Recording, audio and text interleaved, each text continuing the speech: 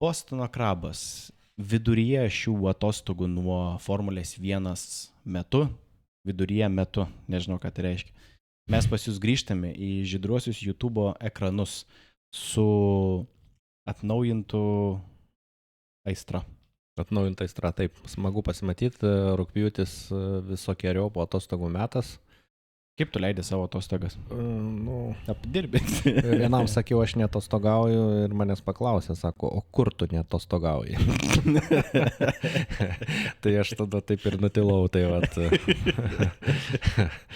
Taip, taigi grįžtam prie to, kad atostogų metas, bet mes žadėjom sugrįžti su šiokio tokia informacijos atnaujinimu, kažkokių ypatingų naujienų nėra, bet vis tiek, kad nepasimirštumėm ir kad rugpjūčio 26 sugrįžtumėm į Nyderlandų GP.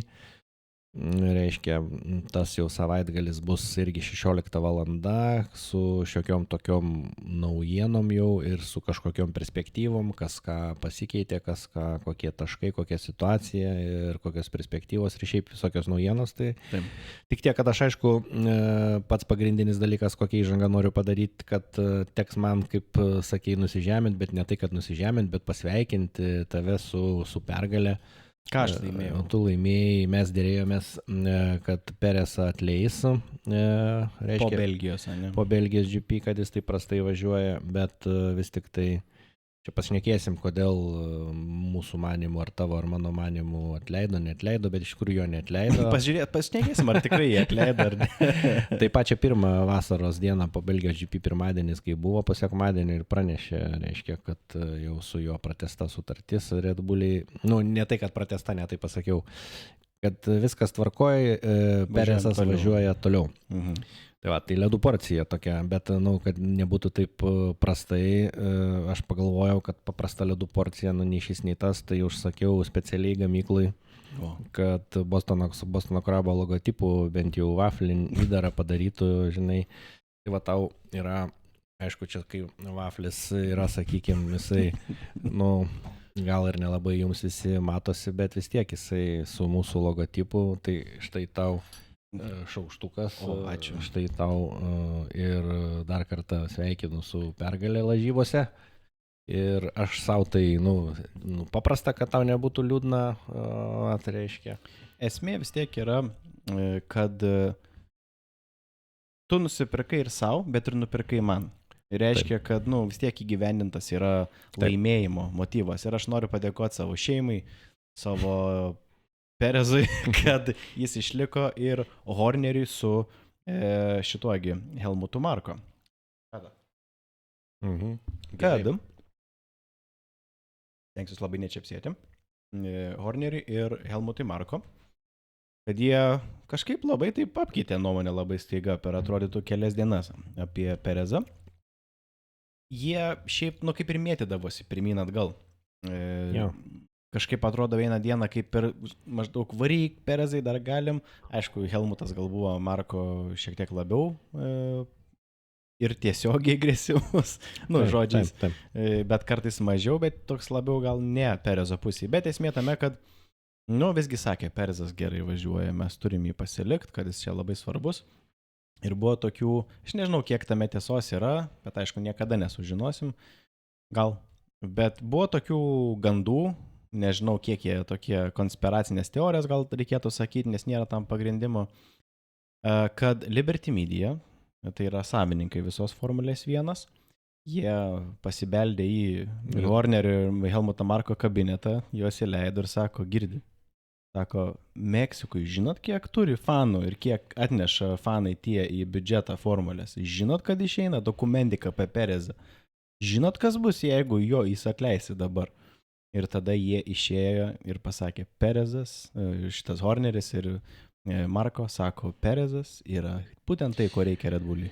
Aš visai tikiu, kad tikrai turėjo įtakos, netgi komentuodami, kad nesąmonė čia yra tie dalykai, tas pats Helmutas Marko, bet jisai paminėjo, kad nepaneigė, kad tai yra svarbu, reiškia, nesakė, kad juos bandė įtakoti, bet to labiau, kad žinai, aš pagalvojau, dar būtų klausimas, jeigu Meksikos GP būtų jau jau būtų pravažiavę Meksikoje. Kadangi... Ir tada galėjai eiti laisvas. Ja, o kadangi Meksika dar... Nereiks skristi atgal šiandien. O kadangi Meksika dar priekyje GP, tai tikrai nenorėjo nuvilti ir Meksikos, ir sirgalių, ir visą kitą.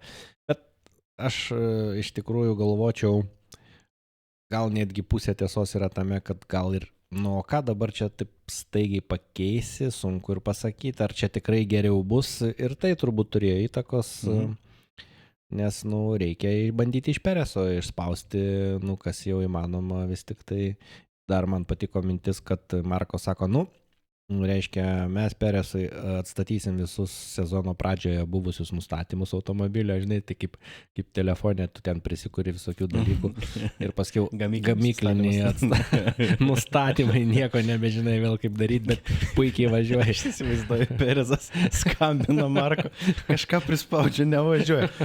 Tu ateisi. Ką tu čia prispaudai? Bet šitas Pieras Vočas, reiškia Red Bullio technikos direktorius, jisai sako, žinoma, į tai reaguodamas, kad važiavimo stiliai skiriasi lenktynininkų, bet mes dėl to nepakeisime mūsų automobilių vystymosi programos. Suprask, ką nori, žinai, mes bandysime tiesiog pakeisti tam tikrus nustatymus. Tai suprask, nebus gamyklinių parametrų atstatymas, bet bandys kažkaip galbūt dalinai bent jau sugrįžti. Aš iš dalies suprantu tą paprastą logiką, nesame čia technikos gūrų, kažkokie nustatymų gūrų iš tikrųjų. Bet yra logikos, jeigu jam buvo gerai, jeigu jis gerai važiavo per čempionato pradžiai, tai matyti, nustatymai veikė. Svarbu, kad nesulėtėtų pats automobilis.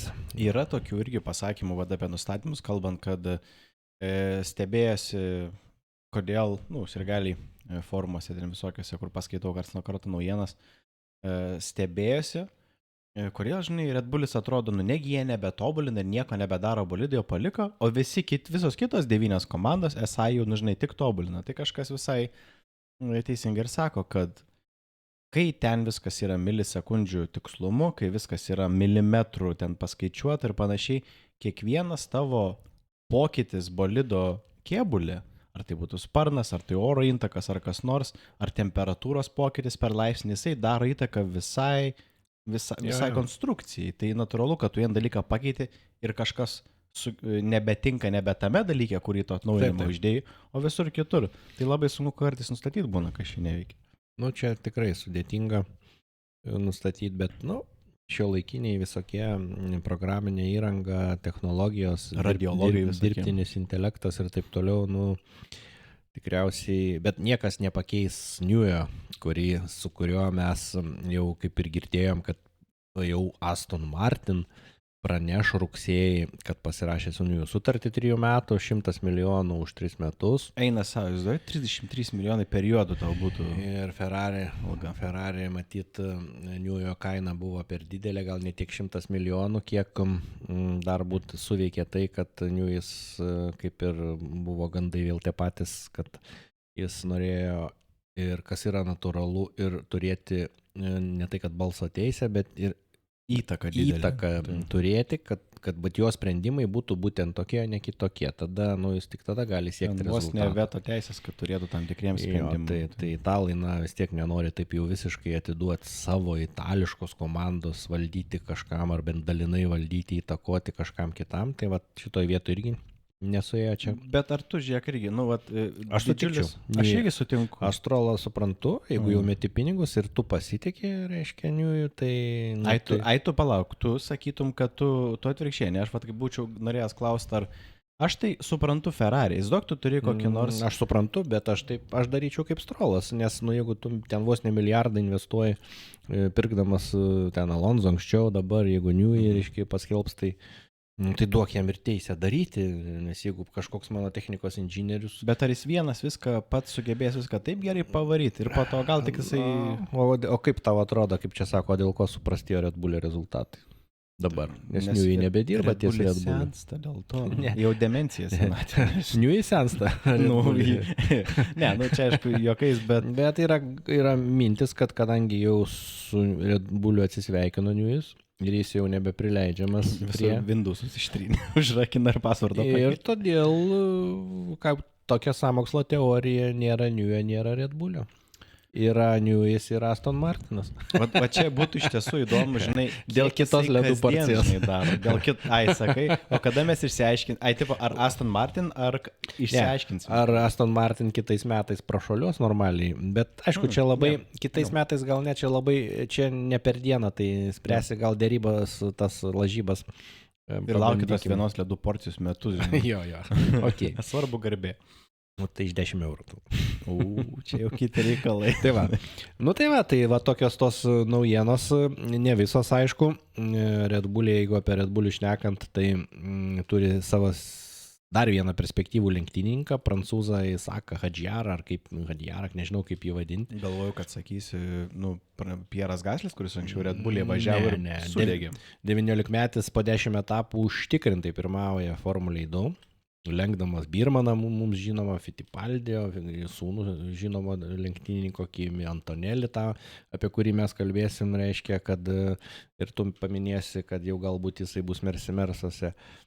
Na ir jeigu iš pradžių Isakas Hadžiaras, reiškia, jis nelabai kaip startavo, tai dabar jis žiauriai gerai važiuoja, tai Red Bull'ai yra kaip ir patenkinti ir dėl ko apie tai kalbu, dėl to, kad Perezas važiuoja šiemet, turėtų ir kitą metą likti ir važiuoti, bet kadangi yra perspektyvus ne 17-metis, o jau normaliai 19-metis ir net Verstappenas, kas man užkliuvo, neužkliuvo, bet pastebėjau, pagyrė, kad jis yra super, nes jisai bandė ir su Formulės 1 bolidu, tai Verstappenas labai nustebęs, kaip puikiai važiuoja. Ricardo šiek tiek išsigandęs yra, kuris dar neturi sutarties važiuodamas dukteriniai, reiškia, Red Bull komandai. Aš atsiminiau, kai man buvo pirmiausia keista, čia susiję šitie dalykai, kai Rosbergas tik pasiekė čempiono titulą prieš Hamiltoną, ilgai ten kovojo su jo 16 metais ir visais kitais metais, galiausiai įveikė ir sako, viso gero, pergalė buvo mano, aš jau išeinu. Tai man pirmą atrodė, žinai, tu aukščiausiai formai dabar savo pike, tai tuo metu man taip atrodė, kad tu turi, žinai, tai varyk toliau. Ir jisai nusprendė, viskas, viso gero. Ir pergalė buvo mano.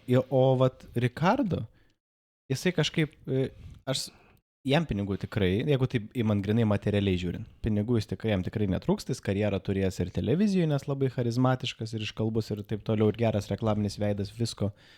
Jisai toliau, kad važiuoja, kaip, pavyzdžiui, Kimi Raikkonenas ilgai važiavo, nes jisai pats sakė, Kimi Raikkonenas per vienas, atsiprašau labai, pergalę šneka mano žarnomis, kad aš sako, čia man kaip hobi, sako, aš galiu, nenoriu važiuoti, noriu nevažiuoti ir jam tiesiog patiko ir Ricardo atrodo kabinas į kažką ir taip, nėra ten, žinai, liūdna pažiūrėti, tai važiuoja toliau aukščiausiam lygiui, bet toks, ką tu bandai apgauti su to Red Bull'o svajonė? Jo, Raikkonenas labai tiesiai sakė, aš tiesiog, man patinka, aš važiuoju, taip tiesiai šviesiai. Tai Ricardo vis bando jo sakyti, kad aš čia, jo, sutinku su tavim, bet, šiaip tai aš atsimenu tik vienintelį iš principo Rosbergą, kuris nugalėjo ir išėjo pakeltą galvą, o šiaip didžioji dalis ir toliau važiuoja, tas pats Alonso važiuoja, Vettelis važiavo. Schumacheris važiavo, visos legendos. Tai nėra taip, kad, Ricardo nėra legenda, bet daug kas bando kabintis, žinai, ir tas pats sūnus su Schumacherio. Mikas. Jau 2 metai be formulės ir man atrodo, kad nebelabai ir... Bet matais nieko ir nepasiekė. O Ricardo jau buvo visai neblogai. Jo, jis Gasose nieko nepasiekė. Tai nežinau, man Ricardo, aš suprantu jį, kad jis nori toliau važiuoti. Gal ir pinigai neprašalė, ir taip toliau. Nori būti, jis, manau, nori būti toje aplinkoje, jam patinka. Šiaip jis tikisi geresnę mašiną gaus, tai jeigu dabar važiuoja su Alfa Tauri vienaip, žinai, banguojančiai, tai gal gavęs geresnė geriau važiuoja. Aš nemanau, kad jisai gaus Perezo vietą. Nemanau. Ne per nieko, nebent Perezas kokį Helmutą Marko nešvankių nuotraukų, kur nors turiu išsislėpęs, nebent. Tarp kitko, apie Red Bullį pašnekėjom, tai ką, jisai su Fordu bendradarbiaus nuo 26 metų, kai reglamentas keičiasi varikliu, o visas pergalės Red Bullio buvo su Honda, tai Honda nuo 26 nebelieka, o Žiūrint, Honda... kurias turi menį, nuo kada visus Red Bullio pergalės? Nes jie su Renault, Fettelio laikais. Jo, Fettelis su Renault, bet va dabar su Verstappenu Honda. Ir nu ką, o kur Honda dabar eina? Į Aston Martiną nuo 26 metų. Taip kad Strolas, matai, jis reiškia, taip, pinigai. Bet jis teisingai investuoja. Honda irgi nori likti formulinės, nu kaip ir puikiai jie atrodo. Taip. Ir šiaip, galim tada praeiti iki, kokiu mes dar turime naujieną, apie kas norėtume pašnekėti. Pradėjo visai įdomus dalykas, kad, reiškia, mes daug esam šnekėję apie tai, kad Andretti, reiškia, nebuvo patenkinta paraiška 11 komandos, pačios komandos, nors FIA pati automobilių sporto federacija tarptautinė patenkino, kaip ir sako, gali pretenduoti, o reiškia Liberty Media savininkai ir F1 komandos pasakė, ne, mums nereikia 11 komandos. Na tai JAV teisingumo ministerija pradėjo tyrimą dėl Liberty Media korporacijos veiksmų. Na ir kaltinama pažeidusi antimonopolinius Jungtinių Amerikos valstijų įstatymus. Na, žiūrėsim, įdomu, kai baigsis, bet iš tikrųjų keistokas tas toks neįsileidimas ir... Mūsų pagrindinė prielaida buvo, kiek pamenu, kad niekas nenori dalintis pinigais, nes jeigu 11 komandų atsiskedžia gana smarkiai prizinis fondas, ypač žemesnio lygio komandų. Taip, maždaug apie tai buvo komunikuojama, bet aišku, pati Liberty Media sako, mes esam ne vieną kartą darę pareiškimus, kad, jinai nėra pasiruošusi. Bet ką reiškia nėra pasiruošusi? Du papildomus garažus pastatyti? Aišku, ten sudėtinga pasakyti tą pasiruošimo lygį, aišku. Nes tu ir sakei, pats sakei vieną iš tų mažai kam žinomų faktų, kad Formulės 1 arenos GP vietos, jos privalo būti 12 komandų. Paruoštos 12 komandų. Taip. Ne tai, kad paruoštos, bet turi turėti galimybę, reiškia, boksuotis 12 komandų. Tas pats Monakas, kur ten vietos. Jo, tai šitoje vietoje yra važiavę ir 12. Tai, vienu žodžiu, čia gal nesiplečiant, jau mes esam anksčiau apie tai kalbėję, ankstesnėse mūsų reportažuose, reiškia, įrašuose, apie tai keitėsi nuomonėm, tik kad nedeginti laiko, tai tiesiog tyrimas pradėtas, įdomu, kai baigsis. Ir tai, manyčiau, tai yra teisinga, kad Teisingumo ministerija jau čia rimta. Čia jau yra rimta ir galbūt antras užėjimas, tai gali padrasinti Andretti dar kartą teikti paraišką, atsižvelgiant į tai, o kokius argumentus pateiks Liberty Media Teisingumo ministerijai. Reiškia, dėl ko, netitinka, tai tada, kai aš gaunu išvadą, dėl ko aš netitinku, nepasiruošęs, aš galiu, tada normaliai sakyti, aš jau tą turiu. Tai... Vis daug, ateini, gauni raštą tenais tiesiog, ką aš turiu pakeisti, kad priimtumėt, ką aš manifikuoti tavo veidą. Nes čia taip paprastai, nebus. Čia aš suprantu, kai, reiškia, business to business, yra, kai vieni nori kažką daryti, kiti nusprendžia nepriimti, bet dabar, kai jau yra nagrinėjama dėl antimonopolinių įstatymų pažeidimo, jau taip paprastai nebus. Jau čia turės tikrai pagrysti normaliai, ne šiaip savo, kad aš tiesiog nenoriu tavęs ir viskas. Taip. Tai čia įdomus tas toks ir svarbus dalykas. Ir ką, einam prie rimtų dalykų, čia ne kažkokių gandų ir naujienų. Jeigu rimtai, tai darbastelio vaizdelį junkime ir pasižiūrėkime, prisiminkime, kokia visgi situacija yra praėjus jau pusiai sezono, kaip laikas greit bėga. Verstappenas yra priekyje komfortabiliai ganėtinai, ne taip milžiniškai toli, kaip galbūt būtume galvoję sezono pradžioje, kad ten bus į vienus vartus, ypač pastaruoju metu nelabai, bet vis tiek komfortabiliai, tai 78 taškais atitolęs nuo antroje vietoje esančio Lando Norriso, kuris kapojasi gana rimtai su Leclerco, esančiu trečioje vietoje, atsilieka 22 taškais, Piastris irgi įkandin vejasi, tai labai toks intensyvi kova nuo antros iki pat o, pavyzdžiui, Piastris 4 107, Sainzas 5 102, 6 Hamiltonas 150, Perezas 7 131, irgi vienos lenktynės geros gali pakeisti ir kito tenais avariją. Russell jau gal nebeskaičiuokim, žinai, tam tikrą prasme bent jau. Bet tu gali šiaip daryti argumentą, kad nuo 2 iki 8 vietos gali vykti daug pakeitimų. Taip, nuo 2 iki 8 199 ir 116, tai 86 taškai. Mhm. O dar yra 10 etapų likę, 14 praėjo, liko 10 etapų, tai 10 etapų, pirmą vietą 25 taškai, tai tu gali 200, aišku, taip nebus, bet šiaip 250 teoriškai taškų gali imti. Taip. Tada Alonso yra 9 vietoje, čia jau prasideda ta tokia vos nelygiai pusė pilotų, jau nebedalyvauja jau šitoj kovoj praktiškai. Tai Alonso 9, Strolas yra 10, nors atsilieka,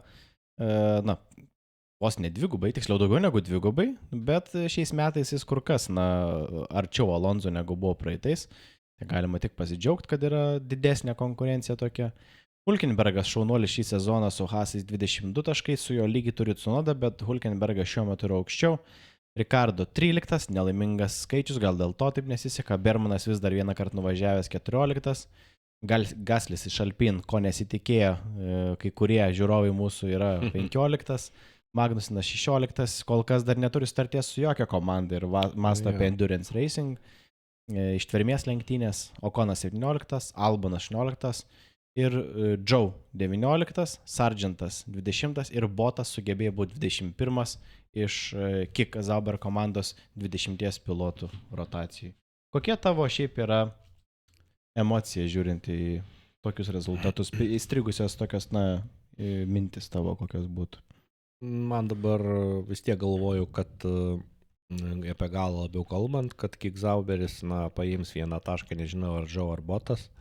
Nori vėl lažintis? Ne, lažintis, bijotum. Aš nebijau, tu nori pasakyti, nepaims per 10. Ne. Galai lažinėmės iš ko? Ką kitą kartą valgysim sezono gale? Čia galim iš... Tu turėsi, žinai ką? Tu turėsi man sukurt 4 eilučių eilėraštį, kur tu pripažįsti, kad aš esu tiesiog teisesnis. Lažybų dievas. Lažybų dievas, tai aš užsirašau šitą, sutinki su tokia lažyba? Sutinku, lygiai taip pat tu gali jau kurti... Atvirkščiai tavo, ne? Jo, tu dabar jau gali kurti 4 eilinės, per 10, reiškia, likusių etapų. Nei vieno taškelio noriu pasakyti. Ramiai su Kik Zauber. 21 ir 19 vairuotojai. Tai kas? Tai gali taip ir lietus būti, ir daug avarijų būti kažkokios lenktynės ir netyčia, netikėtai, jas sprinte gali kažką paimti, žinai, greičiausią ratą vis tiek užsiskaito. Jeigu pirmam man atrodo, Bottas buvo paėmęs vieną greičiausią ratą, ne? Nebeatsimenu, bet pirmam 10 turi būti, kad tau tas taškas užsiskaitytų. Jeigu tu čia vienu žodžiu be problemų, aš laimėsiu, viskas aišku. Tai va, tai tas man liūdina Kik Zauber, norėtųsi tos kovos tokios tarp paskutinių komandų intensyvesnės. Bet man atrodo, kad yra pakankamai intensyvi kova vis tik tai tarp Williams, Alpine, Haas ir Kik Zauber. Tai galime kaip tik ir pasižiūrėti, žinai, kokia ta kova.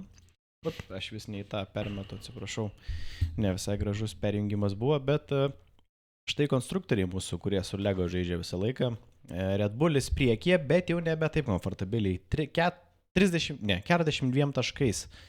Atsiplėšę, nebegaliu sakyti šito žodžio, nuo McLarenų.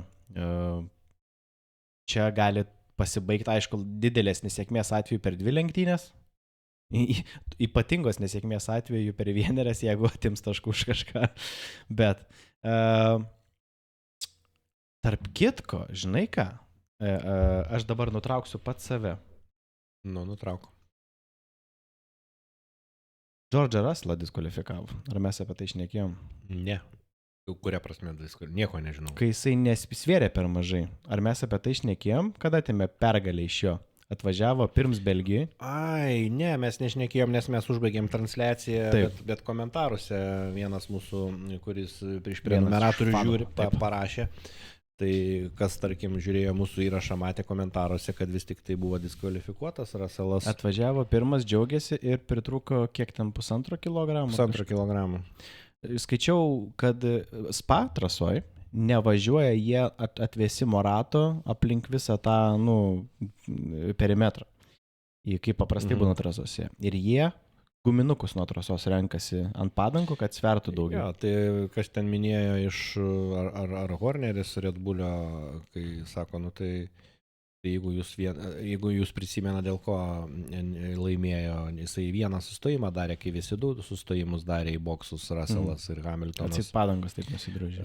Tai nusidrožė padangos, iš pradžių, man atrodo, 1,5 kilogramo padangos, bet kai pagalvoji, yra 4 padangos, jos labai plačios. Tai jeigu tu padalinsi, kad ir kilogramą ant vienos padangos 250 gramų ir jeigu tu važiuoji, nebeatsimenu ten, ar 50 kažkiek ratų, 50 ar 40, neatsimenu. Tai visai tikėtina, bet tada kaip tu gali neapskaičiuoti, kad taip nusidėvės, tada tu negali laikytis tos strategijos. Aš tau galiu vieną kontrargumentą pasakyti. Ne jis vienas pabaigė su vienu sustojimu tik tai ir nebuvo diskvalifikuotas. Yuki Tsunoda irgi vieną sustojimą tik darė. Bet atsimeni, mes, pavyzdžiui, iš Hamiltono nesitikėjom, kad jisai stos vieną kartą. Atrodė pagal jo Yuki Tsunoda, man atrodo, matėsi, kad taikys vieno sustojimo taktiką. Aš manau, kad Tsunoda jau buvo nuspręsta, reiškia, ir jam galbūt, kad nebūtų prarasta, gal kuro truputį daugiau pylė, nežinau, bet paskaičiavo, kad nebūtų prarasta. Gal, bet man kažkaip irgi atrodo, kad čia irgi konspiracinė teorija, sąmokslo, Toto Wolffas labai ramus ten buvo, žinai, kaip sako komentarai, jisai jau žinojo, kad taip gali potencialiai būti. Ar tu manai, kad tikrai čia buvo neapskaičiavimas? Aš nemanau, aš tiesiog atsimenu komentarą, ką apie tai mano, reiškia, Horneris, jis, jeigu tai būtų visiška nesąmonė, jis nedėtų į eterį tokio dalyko, tai yra, todėl, man sakyti nesąmonę, kai aš esu tokios komandos vadovas, tai aš galiu čia sakyti kokią, ir tai stengiuosi remtis ekspertais, reiškia, kurie išmano, ar galų gale komandų vadovais gandais, bet aš aišku nežinau, bet esmė tame taip, kad diskvalifikavo Russellą, labai gaila, bet buvo pirmas ir antras, Russellas pirmas, Hamiltonas antras, būtų pirmą, antrą vietą, Mercy paėmė, bet dėja Russellas buvo diskvalifikuotas, nieko čia nepadarysi. Taip. Tai va, bet kažkaip bet jau, matai, praėjo porą savaičių ir patiem jau ataušom, nes jo. Ir atitinkamai Leclercas gavo 3 vietą, Piastris 2. Tai baigėsi, kaip baigėsi. Gerai. Darbastalis ir McLarenai, labai visko gali būti, čia jau nebesilažinsiu, nes nežinau, kaip bus, nes aš lažinos tik tada, kai tikiuosi, kad galiu laimėti, o čia aš neįsivaizduoju, gali paimti pirmą vietą McLarenai, tikrai. O ar bus taip, neaišku. Jeigu Peresai iš tikrųjų statys gamyklinius parametrus, tai McLarenai nematys pirmos vietos, Peresas pradės rinkti. Peresas pirmas pradės tiesiog rinkti daugiau taškų ir... Gamykliniai parametrai yra bolidui, kuris buvo sezono pradžioj, o ne dabar, tai jis gali iš vis 20 važiuoti. Gal taip nebus.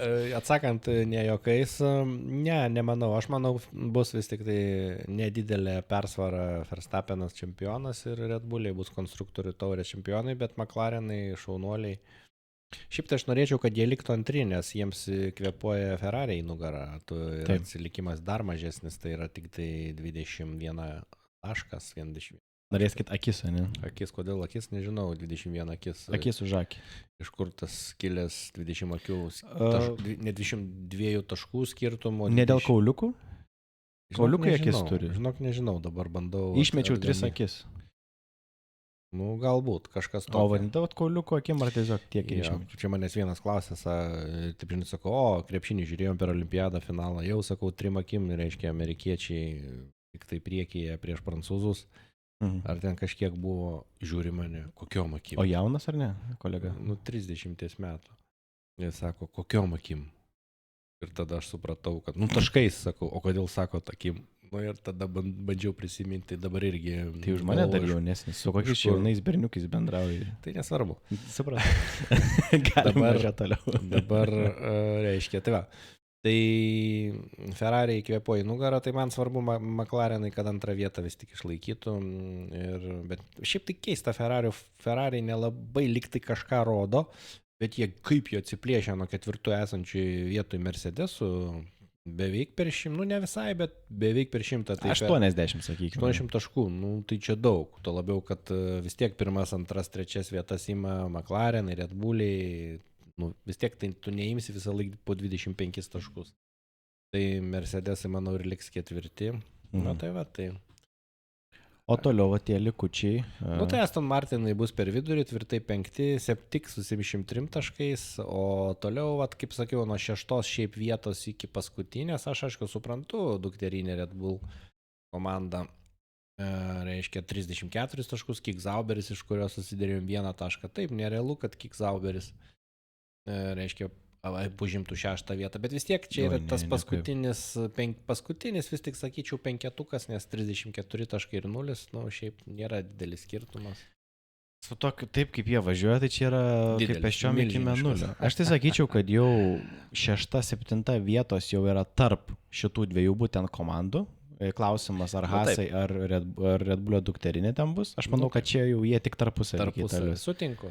Alpine, aš manau, kad paskutiniai 3 viskas, jau taip ir yra. Nebesikeis.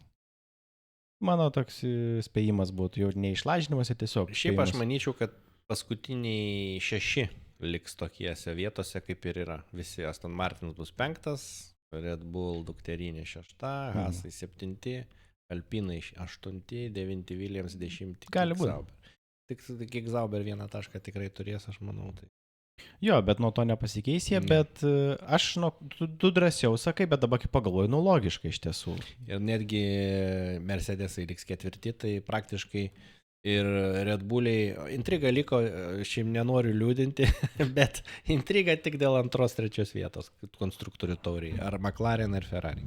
Iš principo. Nu, aš dar tikiu, kad galima, man tai intriga dar yra dėl pirmos vietos, nors jinai nėra kažkokia labai ten, žinai. Norėčiau, kad tai būtų, bet jeigu reiktų lažintis, tai drąsiai lažinčiausi, kad dėl pirmos ir kad tikrai bus aišku, kas paskutinė 6 ir nuo 4 žemyn, nuo Mercedes ir žemyn. Tai tau ir Mercedes aišku, kad bus 4. Jo.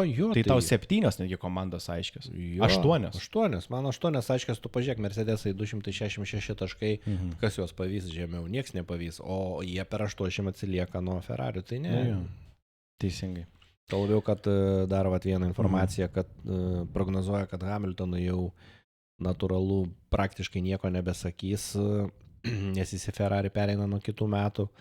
Tai dabar vis tiek visokios informacijos yra ir vairuotojas nėra, kad taip viską puikiai žinotų. Nu, jam tikrai turi daug padėti, daug pasakyti, kur kokie niuansai yra. Tai čia sunku, jeigu Mersai pamatys ir galų gale jie ir jau patys mato, kad jie realiai yra 4, tai jiems gal ir nebelabai reikės stengtis, nes nebepasivys į 3 vietą, konstruktorių tauriai nepaims ir tada Hamiltonui nebėra prasmės duoti per daug informacijos, kurie jis potencialiai gali nusinešti Ferrari ir kitais metais Ferrari dar turėtų kažkokios informacijos. Tai nebent Toto Wolffas, kuris yra dalininkas komandos didelė dalimi, jisai nebent sakys, prestižas turi Mercedes markės būti palaikomas ir mes turim toliau pergalių tik tai siekti. Jo, šiaip čia tokia teorija irgi sąmokslo, kad Hamiltonui nesiseks. Bet čia sakyčiau, ne iš piktumo Toto Wolffas tą turėtų daryti. Vis tiek žiūri ne tik šiemetinės lenktynės, bet tu žiūri ir į ateitį. Viskas tvarkoja, puikūs santykiai Hamiltono, Toto Wolffo, bet tu turi galvoti jau apie kitus metus. Ir jeigu tikrai ta informacija yra jautri, tai aš suprasčiau, kodėl nesidalinama su Hamiltonu, nes jis viskas po šio zono išeina. Tai viskas normalu. Ir tai objektyvu. Tai va. Tai ką, ledai buvo skanus. Buvo labai skanus. Jie kur kas skanesni, kitų laimėjus. Aš lauksiu 4 eilio. Nu, Ir žinok, nereiks net laukti čempionato pabaigos. Aš manau, kad jau mes anksčiau žinosime. Pirmose keliuose etapuose jau Kickzauberis paims taškų, tai va galėsim sirgti iš Tu čia labai tikslinė. Tai būk krūtas ir kietas. Iki galo, taip mes iki galo, bet jeigu jau Kickzauberis paima tašką, pavyzdžiui, Niderlanduose iš karto, tu man iš karto keturailį deklamuoji. Tas tiesa. Tas tiesa, man reikės bet kokia atveju iki sezono galo laukti. Nu taip, kūryba procesas yra... Ne, turiu menį, aš tau turėsiu rašyti, aš turiu riziką pradėti tau rašyti eilėraštį bet kuriam iš etapų, o tu turėsi vilti iki pat galo. Taip. Jo. Nu tai ką, lauksim tada tavo eilėraščio, aš įsitikinęs savo pergalę, ledai buvo skanus ir dabar reikės tik menu pasimėgauti, kai sotumas jau yra. Bet mes jums tada linkime toliau. Jeigu dirbate, dirbkite, jeigu ilsėtės, ilsėkitės. Ir mes pas jūs, sugrįšime dar ir pasimatysime, nuspręsime, ką čia dabar reikėtų, kaip jūs pamaloninti, kokiu turiniu. Ir skaniais ledais tikriausiai, net nežinau, ką tai reiškia. Užsakysim ledų prenumeratoriams su firminiu ženklu. Ačiū Jums, pergalė, vasaros pergalės visos bus mūsų. Viso geriausio. Ar aš spaudžiu stop.